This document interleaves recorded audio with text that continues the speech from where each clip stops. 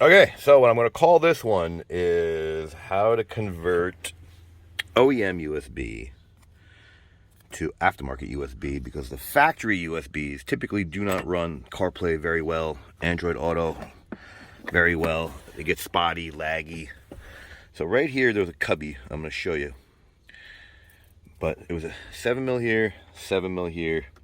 This puppy popped out. There's a cover right here. You could just pop this guy out, actually.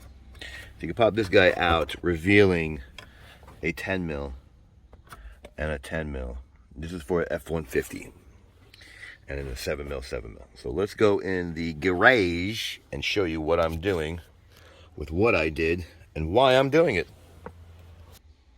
Okay, so back in the lab.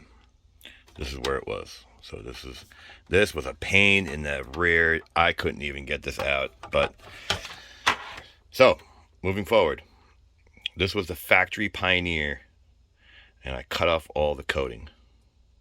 I'm going to replace it with hot glue. So let's do this. Here's my hot glue gun. Let me pick up the wire I just dropped. And what we're going to do is we're going to hot glue this puppy right in the factory spot. And no one's ever going to know except for you. See that? And then let me show you what it looks like, because this is not the finished product, but it'll look just like factory. You like that? Yes, sir.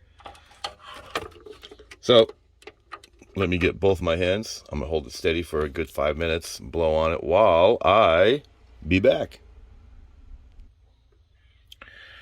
Now, after hyperventilating, I have so much hot glue in there that this puppy ain't going nowhere. It's black on black. I'm still holding it. And we can sort of see it's hardening up, which is always a good thing. I just want to show you the actual. Let's stay. Ooh, look how pretty that is. All right, I gotta hold it in place. It's getting crooked.